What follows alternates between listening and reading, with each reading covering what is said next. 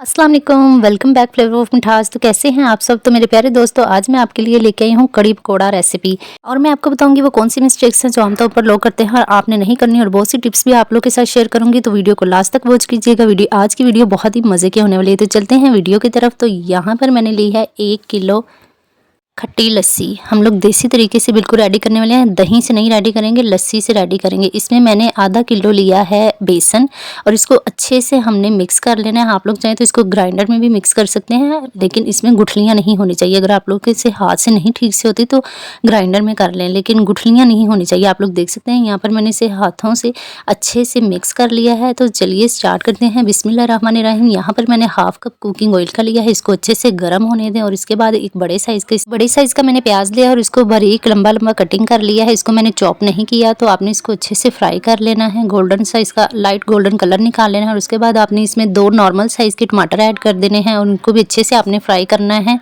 आपने इसको तब तक के लिए फ्राई करना है जब तक कि ये नरम नहीं हो जाते और इसका जो पानी होता है ना टमाटरों का, वो ड्राई नहीं हो जाता। तो वीडियो पसंद आए तो आप वीडियो को लाइक भी कर दिया करें एंड शेयर भी कर दिया करें। तो यहाँ पर मैंने हस्बे ज़रूरत नमक ऐड कर दिया है। 1/4 टीस्पून मैंने इसमें ब्लैक पेपर ऐड किया है। 1/4 टीस्पून मैंने इसमें हल्दी ऐड कर दी है और 1 चम्मच भर के मैंने मिर्च का ऐड किया है, कुटी हुई लाल मिर्च होममेड।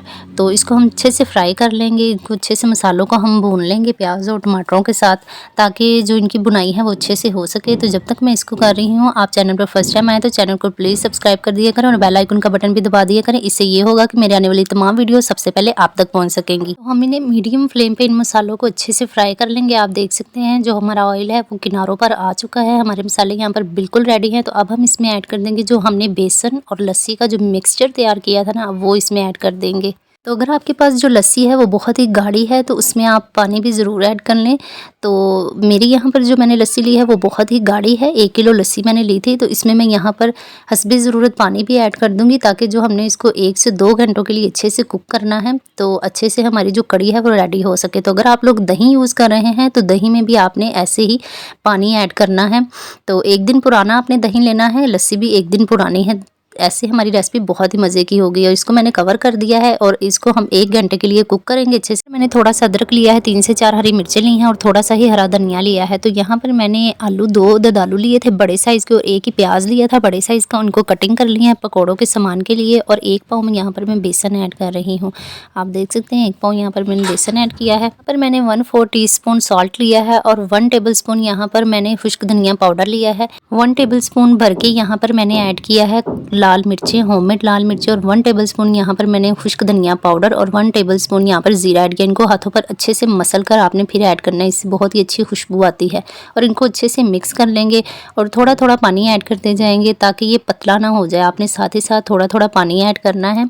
तो देखिए मैं साथ ही साथ थोड़ा थोड़ा पानी ऐड कर रही हूँ ताकि जो मेरा मिक्सचर है पकौड़ों का वो पतला ना हो जाए। तो इसको अच्छे से आपने तमाम मिक्सचर को अच्छे से आपने मिक्स कर लेना है, नहीं करना वरना जो आपका मिक्सचर है वो बहुत ही पतला हो जाएगा और कढ़ाई में डालते ही जो हमारे पकोड़े हैं वो घुल जाएंगे, खुल जाएंगे।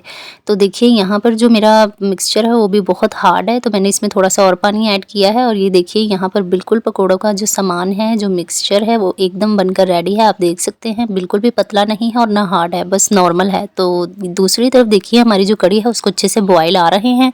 तो हम इसको हाफ कवर कर देंगे ताकि बाहर नहीं गिरे। तो यहाँ पर हम स्टार्ट करते हैं, अपने पकोड़ों को तल लेते हैं अच्छे से। तो यहाँ पर मैंने 1 कप कुकिंग ऑयल का लिया है और अच्छे से इसको गर्म होने दूंगी। ऑयल हमारा गर्म हो चुका है, तो अब मैं इसमें 1 स्पून की हेल्प से पकोड़े ऐड करती जाऊँगी जो हमने मिक्सचर रेडी किया था। तो आप देख सकते हैं इनका साइज़ कितना ही अच्छा और करेक्ट साइज़ आ रहा है, ना तो कोई बड़े हैं और ना ही छोटे हैं, बहुत अच्छे। और जितनी भी हमारी कढ़ाई में ये स्पेस होगी हम उतने ही पकोड़े ऐड कर लेंगे। तो आप देख सकते हैं हमारे जो पकोड़े हों कितने अच्छे लग रहे हैं। तो आप अगर चैनल पर फर्स्ट टाइम है तो अपने चैनल को ज़रूर सब्सक्राइब कीजिएगा। तो यहाँ पर मैं जो हमारे पकोड़े हैं उनको साइड चेंज कर लूँगी। आप देख रहे हैं लाइट ब्राउन कलर आ गया है हमारे पकोड़ों का। तो इनको आपने मीडियम फ्लेम पे अच्छे से कुक कर लेना है, हाई फ्लेम पे आपने कुक नहीं करना वरना आपके पकोड़े जल भी सकते हैं। आपने इनका गोल्डन कलर निकालना है इन पकोड़ों का।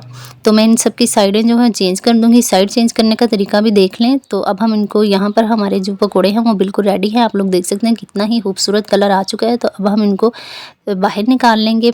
देखिए कितने ही खूबसूरत लग रहे हैं। तो यहाँ पर तो एक लाइक बनता है, वीडियो को ज़रूर लाइक एंड शेयर भी कर दीजिए। तो चलिए डिश आउट करते हैं। तो देखिए माशाल्लाह मेरे अल्लाह की नेमतें जिससे उसने हमें नवाजा है, कितने ही खूबसूरत हमारे पकोड़े बनकर रेडी हैं।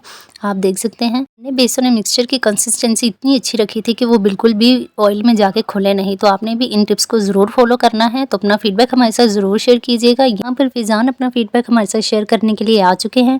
तो इनसे पूछते हैं इनको कैसा लगा। तो आप लोग देख सकते हैं यहाँ पर ट्राई कर रहे हैं और अपना फीडबैक हमारे साथ शेयर कर रहे हैं कि इनको बहुत ही अच्छे लगे हैं। देखिए तो आप लोग भी अपना फीडबैक हमारे साथ ज़रूर शेयर कीजिएगा। तो यहाँ पर हमारी कड़ी भी बहुत ही अच्छे से कुक हो चुकी है। आप लोग देख सकते हैं कितनी अच्छी इसकी कंसिस्टेंसी आई है और इसका कलर भी देखिए कितना ही खूबसूरत लग रहा है। अब हम इसमें हाफ़ पकोड़े अपने ऐड कर देंगे और हाफ़ पकोड़े हम लोग बाद में ऐड करेंगे। यहाँ पर मैंने हाफ़ कटोरी धनिया की ली है और 4 से 5 हरी मिर्ची उनको बारीक कटिंग कर लिया है और थोड़ा सा अदरक लिया है, उनको ऊपर मैं गार्निश कर रही हूँ। ये बहुत ही खूबसूरत लगते हैं कड़ी में।